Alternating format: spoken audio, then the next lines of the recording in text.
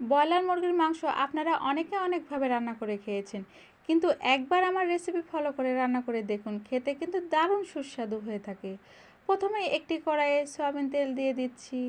এবার গরম তেলে দিয়ে দিচ্ছি পেঁয়াজ কুচি ও রসুন কোয়া দিয়ে আমি ভালোভাবে ভেজে নিচ্ছি। পেঁয়াজ ব্রাউন কালার হয়ে আসলে এবার ধুয়ে পরিষ্কার করে রাখা ব্রয়লার মুরগির মাংসও দিয়ে দিচ্ছি। এরপর নেড়েচেড়ে পেঁয়াজের সাথে ব্রয়লার মুরগির মাংস ভেজে নিচ্ছি। এতে মাংস খেতে অনেক সুস্বাদু হবে এবং মাংস অনেকটা শক্ত হয়ে আসে। এখন দিয়ে দিচ্ছি প্রয়োজনীয় গরম মশলা, সাথে আরও দিয়ে দিচ্ছি পেঁয়াজ রসুন পেস্ট, আদা জিরা পেস্ট।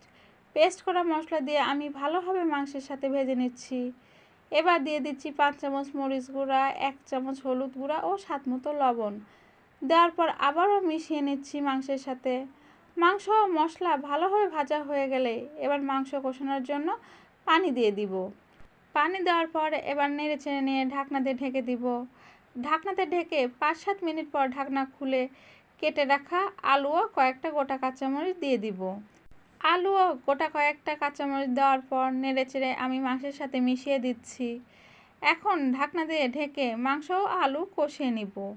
কষিয়ে নেওয়ার পর দিয়ে দিয়েছি ঝোলের জন্য পানি এবং ঢাকনা খুলে মাঝে মাঝে মাংস আমি নেড়েচেড়ে দিয়েছি যাতে মাংসের গ্রেভি পুড়ে না যায়। এখন আমি ঢাকনা খুলে দেখব আমার রান্নাটি কেমন পর্যায়ে। এই তো এখন আমি ঢাকনা খুলে দেখছি আমার রান্নাটি হয়েই আসছে। এবার 1 চামচ ভাজা জিরা গুঁড়া দিয়ে মাংসের সাথে মিশিয়ে নিলাম। এতে মাংসের ঘ্রাণ অনেক ভালো আসবে। দেখুন আমার মাংস রান্নাটি দেখতে কতটা লোভনীয় হয়েছে।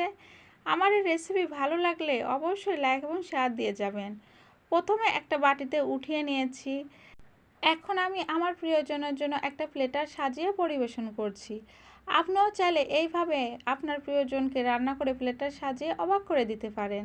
রেসিপিটি কেমন লাগলো অবশ্যই কমেন্ট করে আপনার মূল্যবান মতামত আমাকে জানাতে পারেন।